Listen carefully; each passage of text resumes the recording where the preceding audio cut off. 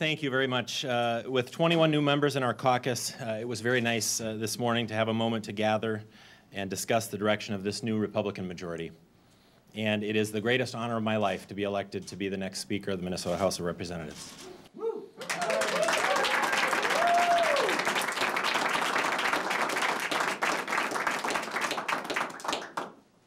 I really look forward to working with all of our new members and our new leadership team. We also elected a majority leader. I'd like to introduce our next majority leader, Joyce Peppin.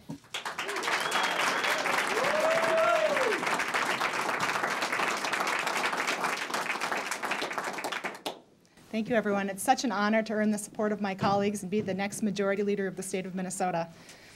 Our goal is going to be to represent all of the people of Minnesota. We're not going to leave Greater Minnesota behind, as has been done the last couple of years. And that starts with each member getting a seat at the table as we put forward our agenda. I'm honored to be here, and thank you. I'll take any questions. Do you have questions? We're done. Let's go. Yeah. Denny's got a deer stand waiting for him. So. Geography already came up. How much was Greater Minnesota and where the two of you come from a factor in this election? Well, I think Representative Peppin's comments are appropriate. You know, I am obviously from a rural area, and she is from the metro area, and I think we represent, just like the Republican Party, we want to represent all Minnesotans and do what's best for all Minnesotans. So that's our goal.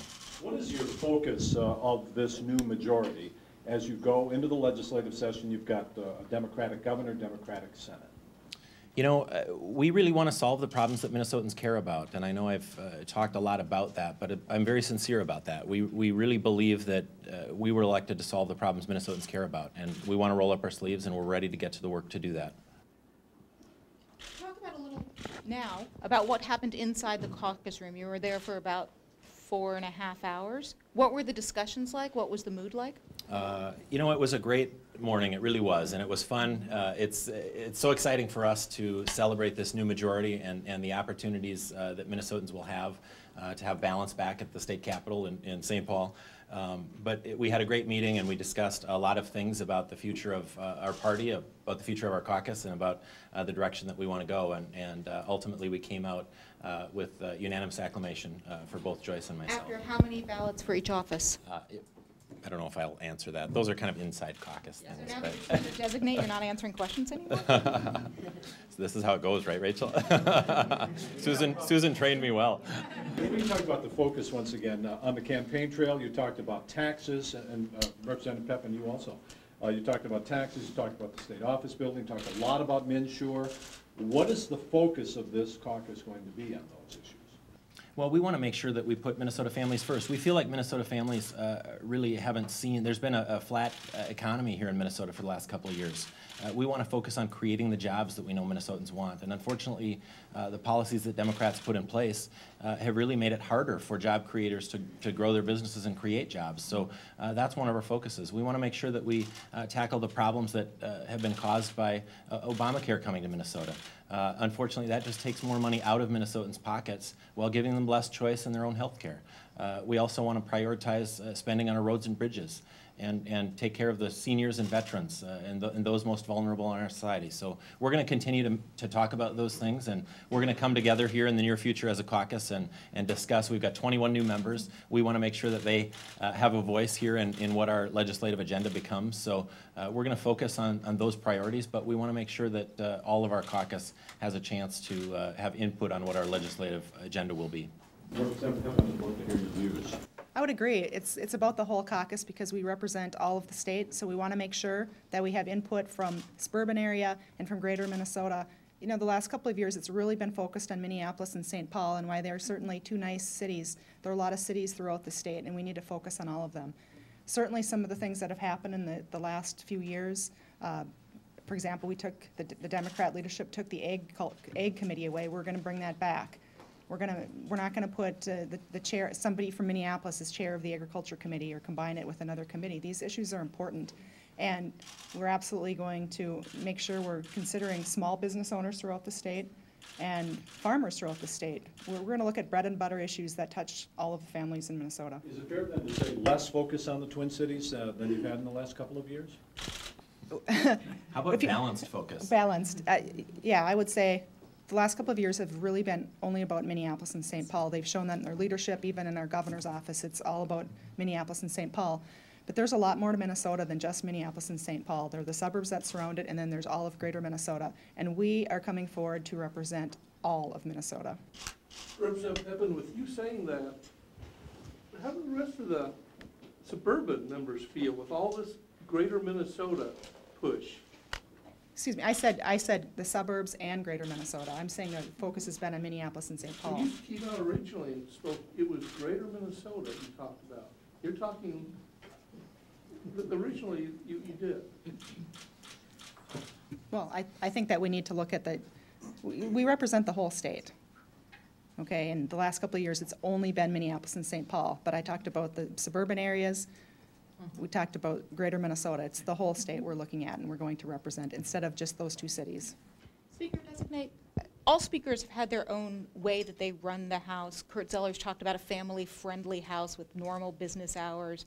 As you know, this caucus was very upset about some of the new rules that Speaker Thiessen put in. Can you give us any framing of your leadership? You know, I want to have those conversations as well with our new majority leader, and I think we can expect the same kind of family-friendly schedule that we've had in the past, at least the last time we were in the majority. You know, as far as the House rules, we'll look at those things. It's been a really busy campaign season for us, and you know, as much as I knew we were going to win the majority, and as confident as I was, you certainly don't want to put the cart before the horse. So I didn't spend a lot of my time. We spent our time getting our message out and talking to Minnesotans about what they care about, and talking about our message. We'll figure those things out. We've got 2 months to figure out what the House rules will be. But is there anything stylistically that you can add about how you will be running the House and with Representative Peppin, Majority Leader Peppin? you know, I think you guys kind of know a little bit my style. I think I'm somebody that is pretty well thought of around the Capitol as being somebody that's easy to talk to, somebody that's willing to work across the aisle or on any issue.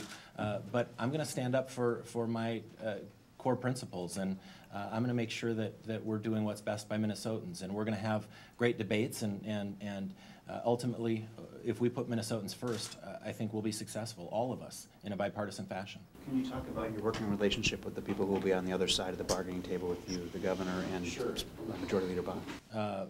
You know, I have a good working relationship with both of them.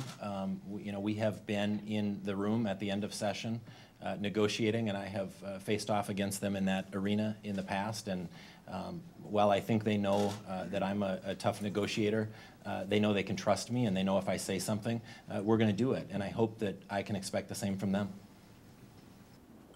What are your solutions? You mentioned job creation several times. What are your solutions in terms of bolstering job creation in the state? You know, I think we've talked about things like, you know, cutting the red tape and making it easier for businesses to get through the permitting and application processes and reducing the costs of those kinds of things.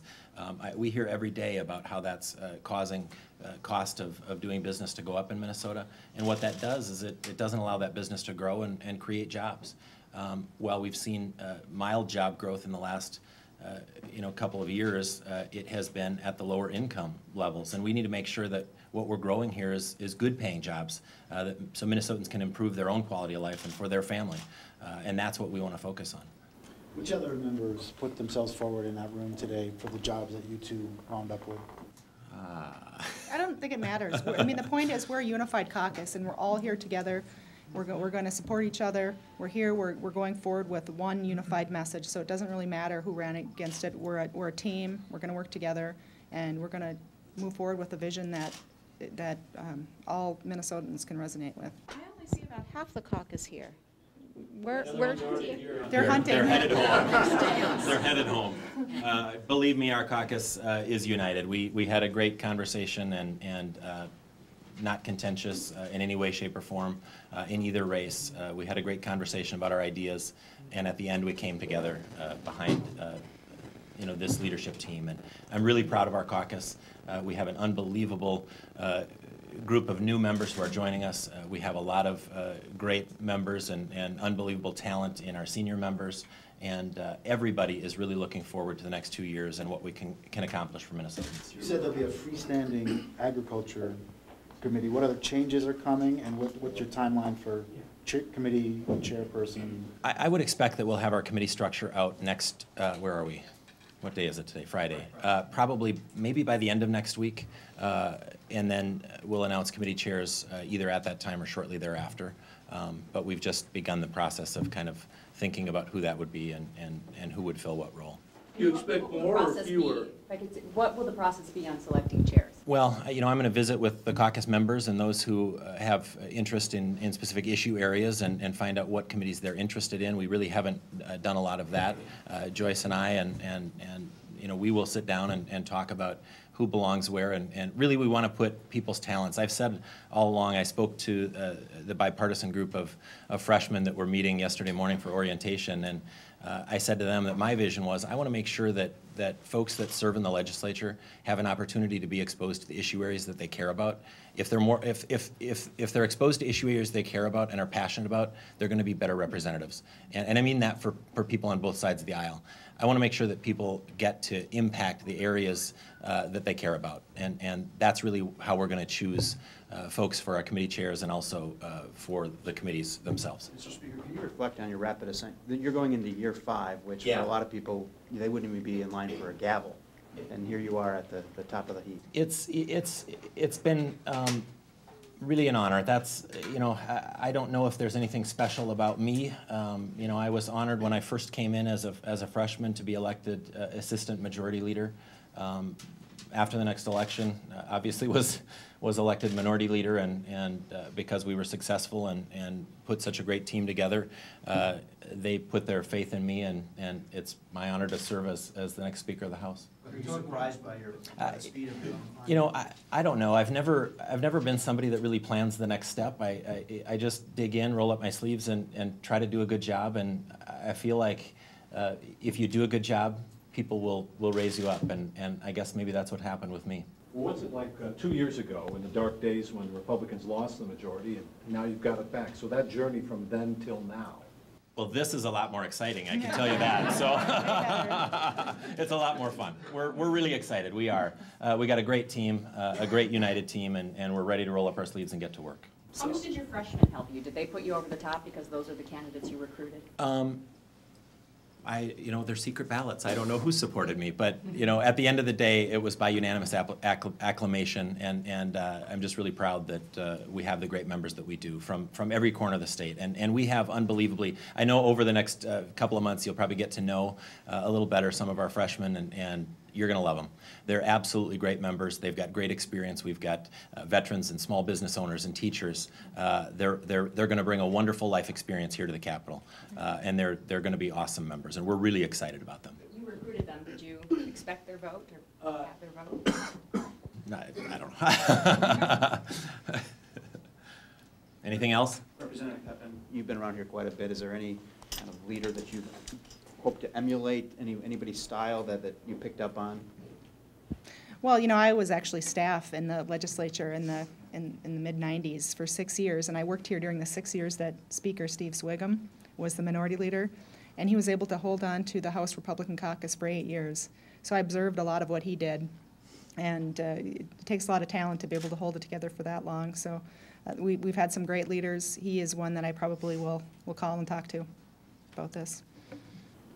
Are you the first female Republican majority leader? I don't know. That's a good question. That's a good question.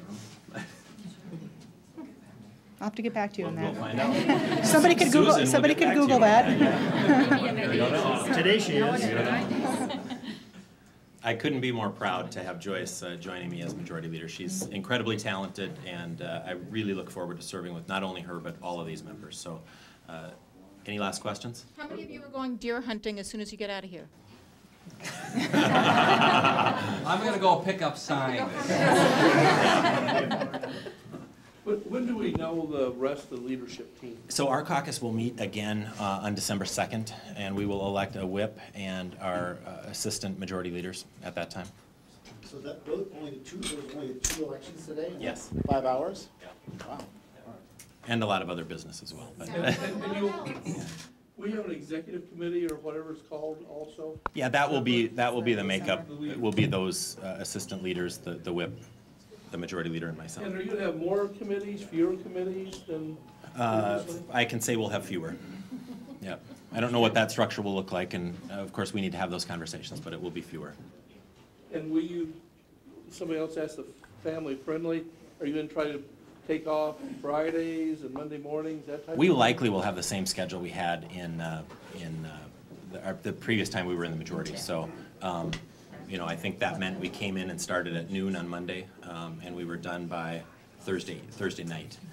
So folks could head home either Thursday evening or Friday morning, and then come back, drive in the morning on Monday. I think that worked really well, and I think we'll probably look to continue that, but that's not final. But I would guess we'll do that.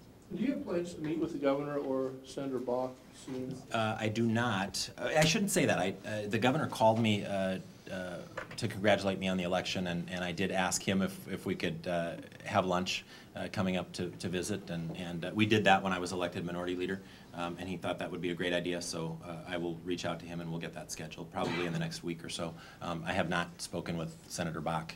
I did speak with Representative Thiessen, and we've done some media stuff together, and I understand he was elected minority leader, so I'd like to congratulate him as well. And who pays for this lunch with the governor? You know what? The last time I think I paid, so maybe he'll pay this time. I invited him the last time, so I paid. But the fact that you and Representative Thiessen have kind of just been in the same roles, but you know, on the mirror end of it, does it help kind of get you off on a better? You know, it probably does. I hadn't thought much about that, but you know, we're just basically switching roles, and we actually have a pretty good working relationship. You know, we disagree on issues, and not all issues, but on some issues, and you know, that's okay. We have a good debate, but I think we both have a respect for the institution of the House of Representatives, and I look forward to working with him. I have, you know, really enjoyed our relationship over the past couple of years, and it had to grow over time, but we've gotten along fairly well. So thank you very much, everybody. Appreciate it. Good job.